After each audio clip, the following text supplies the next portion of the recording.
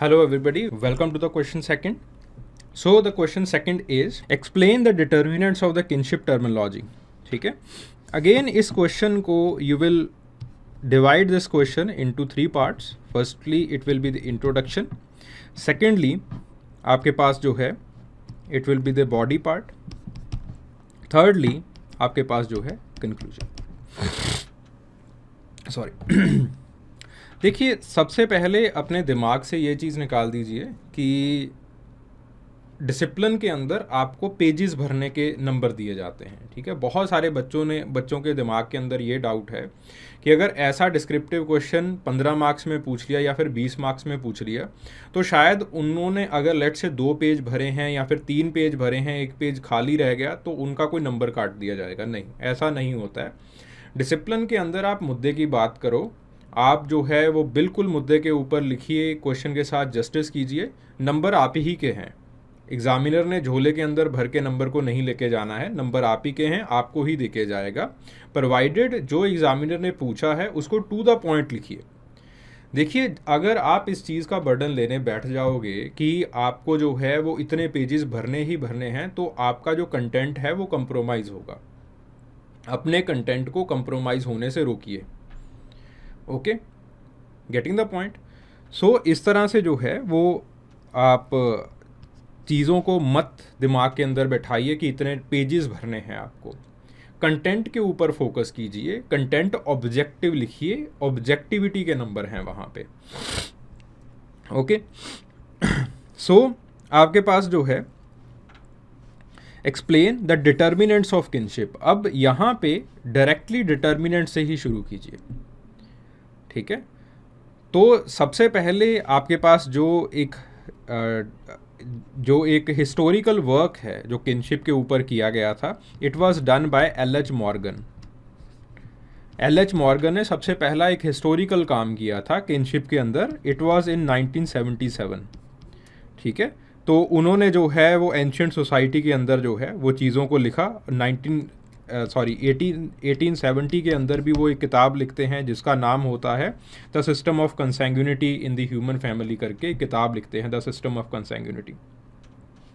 तो ये 2 किताबें जो है वो किनशिप स्टडीज़ को स्टार्ट करती हैं।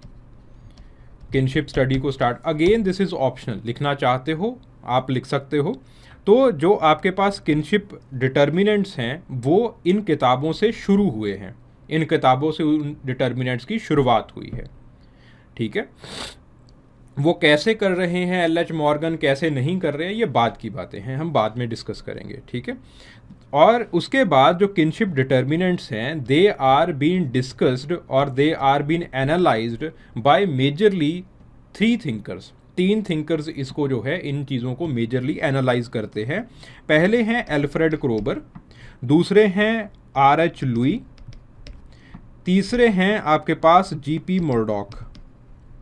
ठीक है, अगर तो आप याद रख सकते हो डेट्स को तो याद कर सकते हो, नहीं तो कोई दिक्कत नहीं है।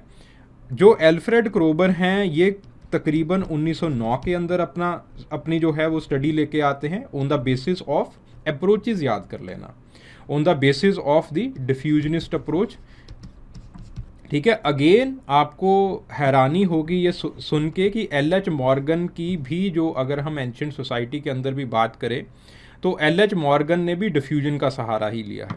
ठीक है, तो उसके बाद जो है आर.एच. लुई आते हैं। आर.एच. लुई अगेन वो जो है वो फंक्शनलिस्ट अप्रोच, थोड़ी सी फंक्शनलिस्ट और थोड़ी सी जो है वो स्ट्रक्चरलिस्ट अप्रोच को स्ट्रक्चरल फंक्शनलिस्ट अप्रोच कह सकते हैं आप, उसका सहारा लेते हैं। 46 के अंदर इनका काम आता है। जी.पी. मुरडॉक का 49 के अंदर 49 के अंदर जी.पी. मुरडॉक का काम है। अगेन इनकी भी एक फंक्शनलिस्ट अप्रोच है। अब पहले हमने किसको लिखा है, एल्फ्रेड क्रोबर। एल्फ्रेड क्रोबर किन डिटर्मिनेंट्स को समझाते हैं उन चीज़ों की हम बात करते हैं। एल्फ्रेड क्रोबर आपके पास जो है अगेन 8 प्रिंसिपल्स या फिर 8 डिटर्मिनेंट्स अपने पास लेते हैं कि जो किनशिप टर्मिनोलॉजीज़ को बनाते हैं। ये 8 डिटर्मिनेंट्स कौन से हैं? आपके पास पहला डिटर्मिनेंट है जनरेशन का। ठीक है, दूसरा, अगेन मैं इन मुद्दों के डेप्थ में नहीं जाऊंगा। ठीक है, आई होप कि आपको जो ये चीज़ें जो है वो पता होंगी, because again we are having the answer writing sessions. ठीक है, सेकंड जो डिटर्मिनेंट है that is the determinant of lineality. जैसे आपके पास लीनियलिटी एंड कोलैटरल रिलेशनशिप, जैसे माँ मासी ये वाले रिलेशनशिप हो गए। फिर उसके बाद जो तीसरा डिटर्मिनेंट है, यहीं पे लिख देता हूँ, जो तीसरा डिटर्मिनेंट है that is the sex of speaker. जो आपके पास चौथा डिटर्मिनेंट है that is the sex of relative. जो आपके पास पांचवा डिटर्मिनेंट रहता है that is how you are related, that how you are related. जो मीडियम है उसका जो है वो उसका सेक्स क्या है। जैसे फॉर एग्जांपल आपकी लेट्स से वाइफ के उधर वाले रिलेशनशिप्स हैं, इन लॉज कह देते हैं आप इस तरह से। ठीक है, हाउ यू आर रिलेटेड यानी कि जो मीडियम है उसका सेक्स क्या है। Then the sixth one is कि आप ब्लड वर्सेस मैरिज, ठीक है, कि कैसे आप डिस्टिंक्शन अपनी जो अपनी कल्चर है ब्लड और मैरिज के अंदर कैसे डिस्टिंक्शन कर रहे हो। ठीक है, जो आपके पास सातवां जो एक सातवां डिटर्मिनेंट है दैट इज़ कि आपके पास जो है लेवरेट रिलेशनशिप क्या एग्जिस्ट करता है कल्चर के अंदर, इट इज़ एक्सेप्टेड और नॉट। ठीक है, और आठवां जो है it was added by R.H. Lowie in 46। ठीक है, तो क्रोबर की ही उन्होंने जो उसको मॉडिफाई किया था, और आठवां जो है वो लुई ने ऐड किया था, दैट इज़ द रेसिप्रोसिटी। ठीक है, जैसे कज़न रिलेशनशिप्स होते हैं। ठीक है, अगर आप सामने वाला आपको कज़न कह रहा है तो आप भी कज़न कह सकते हो। फिर उसके बाद जीपी मर्डॉक 49 के अंदर, जीपी मर्डॉक की काफ़ी अगेन इसके अंदर सब्जेक्टिविटी बहुत ज़्यादा थी। जीपी मर्डॉक थोड़ी सी ऑब्जेक्टिविटी लेके आए हैं। जीपी मर्डॉक की काफ़ी साफ है, जनरेशन सबसे पहला बड़ा डिटर्मिनेंट जनरेशन बनता है। फिर उसके बाद सेक्स बड़ा डिटर्मिनेंट बनता है। फिर एफिनिटी बहुत बड़ा डिटर्मिनेंट बनता है। कोलैटरल रिलेशनशिप बड़ा डिटर्मिनेंट है। पोलैरिटी बड़ा डिटर्मिनेंट बनता है। एज, सेक्स ऑफ स्पीकर, फिर उसके बाद डेथ। ठीक है, ये सारे डिटर्मिनेंट्स जो हैं it has been added by GP Murdock, ये जीपी मर्डॉक ने ऐड किए हैं। ठीक है, सो इस तरह से इन डिटर्मिनेंट्स को आपको लिखना है। इन डिटर्मिनेंट्स को अगर आप एक्सप्लेन करते जाओगे आपका आंसर जो है वो उतना बढ़िया होता जाएगा, बढ़िया बनता जाएगा। ओके, देन आप जो है वो यू कैन कंक्लूड। ठीक है, on the basis of these determinants, in determinants के बेसिस के ऊपर लुई जो है वो किनशिप टर्मिनोलॉजी को 4 हिस्सों के अंदर बांटते हैं। ठीक है, तो किनशिप जो एल्जेब्रा है उसको 4 हिस्सों के अंदर बांटते हैं। Generation type kinship, lineal type kinship, bifurcation type kinship, complete bifurcation type kinship. ठीक है, और इसी के आधार के ऊपर आपका जो किन बिहेवियर है उसको डिटरमाइन किया जाता है। ठीक है, which again gives insight into the culture. ठीक है, तो थोड़ा सा क्या बहुत टेक्निकल क्वेश्चन है ये, और इसको इसी टेक्निकलिटी के साथ ऑब्जेक्टिवली आपको लिखना है। ओके, इस तरह से आप चीज़ों को लिखेंगे। देन उसके बाद write a short note on descent filiation and complementary filiation. ठीक है, again you will divide your answer into the 3 parts, introduction, body and conclusion. अब देखिए, पहले इस सवाल को आराम से पढ़िए। इस सवाल का ये कॉमे का मतलब, एंड का मतलब ये नहीं है कि आप पहले डिसेंट को बताएंगे, फिलिएशन को बताएंगे, फिर कंप्लीमेंट्री फिलिएशन को बताएंगे। ये बेवकूफ़ हरकतें जो है वो क्वेश्चन के अंदर अच्छी नहीं लगती, डिसिप्लिन के अंदर अच्छी नहीं लगती। एंड का मतलब होता है रिलेशनशिप। यहाँ पे जब एंड आता है तो एंड का मतलब है रिलेशनशिप, और अपने दिमाग के ऊपर थोड़ा सा बोझ डालिए कि रिलेशनशिप, डिसेंट फिलिएशन और कंप्लीमेंट्री फिलिएशन के अंदर रिलेशनशिप किसने बताया है। Obviously it has been added by David Schneider. अगर नहीं पढ़ा है डेविड श्नाइडर को और होम को, भाई पढ़िए जाके अच्छे से। David Schneider on the basis of his taxonomical approach David Schneider जो है वो किनशिप को इन 3 भागों के अंदर डिवाइड करते हैं, decent, filiation and complementary फिलिएशन।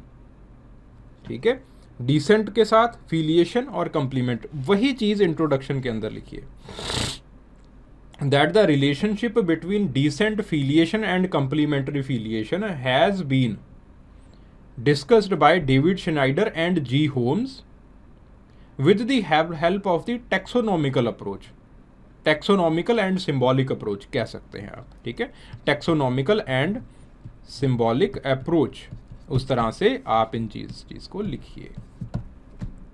Introduction हो गया आपका। ठीक है, अब समझाइए कि कैसे समझाया है उन्होंने। ठीक है, फिर आप एक एक को पकड़ सकते हैं, पहले एक एक को पकड़िए, फिर उसके बाद रिलेशनशिप आप बताएंगे। डिसेंट का मतलब क्या होता है कि जिसके साथ आपका ब्लड का सिंबल जो है वो जुड़ा होता है, ब्लड का सिंबल जुड़ा होता है जिसके साथ। ठीक है, ब्लड का सिंबल किसके साथ जुड़ा हुआ है? Again it will be decided by your culture. जैसे for example in the patrilineal societies of Chicago, ये इन्हीं का एग्जांपल है। शिकागो की जो पैट्रीलिनियल सोसाइटीज हैं उसके अंदर the symbol of blood it is associated with father and fatherhood के साथ जो है, और सन के फादर और सन के बॉन्ड के साथ जो है वो डिसेंट का जो सिंबल है वो जुड़ा होता है। ठीक है, और बहुत जगह के ऊपर जो फिलिएशन का मतलब क्या होता है कि जिस डिसेंट का मतलब क्या है कि किस ग्रुप से आप बिलोंग करते हो। ठीक है, भारत में इसी चीज को जो है वो सरनेम की तरह से जो है वो रखा जाता है, गोत्र की तरह रखा जाता है। फिलिएशन का मतलब है कि आपकी जो है वो जायदाद, आपकी जो है वो प्रॉपर्टी, और मोस्ट एफिशिएंटली आपकी जो डिसिप्लिनरी फोर्स है, जो आपको साइकोलॉजिकली डिसिप्लिन करेगी, जो आपकी डिसिप्लिनरी फोर्स है वो कहाँ से आ रही है, that is known as the filiation according to G Holmes. ठीक है, ऑब्वियसली जो पैट्रियार्चिकल और जो पैट्रीलिनियल सोसाइटीज़ है, जैसे इंडिया के अंदर है, शिकागो के अंदर भी है, the filiation it comes from the descent side, वो डिसेंट साइड से आ रही होती है। And then you have the complementary filiation. Complementary filiation को दर्शाने के लिए, उसकी साइकी समझाने के लिए, उसकी साइकोलॉजिकल, उसका जो साइकोलॉजिकल फ्रेमवर्क है उसको समझाने के लिए डेविड श्नाइडर और जी होम्स अपनी सॉलिडेरिटी थ्योरी का यूज़ करते हैं। जी होम्स और डेविड श्नाइडर कहते हैं कि अब जो डिसिप्लिनरी फोर्स है वो कहाँ से आ रहा है, वो फिलिएशन साइड से आ रहा है। तो जो आपके पास जो आपका इंसान है उसको सिर्फ डिसिप्लिन की ही ज़रूरत नहीं है, उसको सिक्योरिटी की भी ज़रूरत है। सिक्योरिटी कैसे बनेगी? प्यार से बनेगी, सॉलिडेरिटी से बनेगी, एक प्यार से बनेगी, एक लविंग रिलेशनशिप जहाँ से होगा। तो उस चीज़ को पूरा करने के लिए यू हैव कंप्लीमेंट्री फिलिएशन। ठीक है, तो आपके पास जो है दूसरी चीज़ बन जाती है कंप्लीमेंट्री फिलिएशन। और जो इंसान का रिश्ता होना होता है वो भी कंप्लीमेंट्री फिलिएशन जो है, जो मामा जो है वही डिसाइड करता है पैट्रीलिनियल सोसाइटी के अंदर। ठीक है, अगेन मैंने बहुत ब्रीफली इस चीज़ को समझाया है बिकॉज आई बिलीव कि आपने डेविड श्नाइडर, बिकॉज किनशिप के ऊपर बहुत लंबा चौड़ा काम है, और आई वॉन्ट बी सरप्राइज अगर डेविड श्नाइडर के ऊपर पूरा सवाल पूछ लिया गया, उन्होंने पूछ लिया किनशिप का, डेविड श्नाइडर का बताइए आप।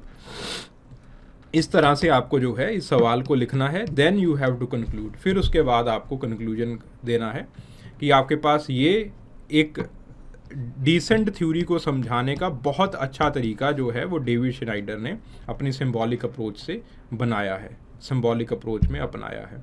अगेन इसके कुछ क्रिटिसिज्म भी हैं, अगर एक आध लाइन के अंदर आप क्रिटिसिज्म लिखना चाहते हैं यू आर मोस्ट वेलकम। सबसे बड़ा यही क्रिटिसिज्म है कि उन्होंने ओवर जनरलाइज किया है। शिकागो की जो एक बहुत डाइवर्स सोसाइटी जिसके अंदर इन्होंने अपना जो फील्ड वर्क किया था उसको बहुत ज़्यादा लोगों ने कहा है कि उसको ओवर जनरलाइज जो है वो इन्होंने किया है। ठीक है, एक आध क्रिटिसिज्म अगर ऐड करना चाहते हो यू कैन ऐड सो।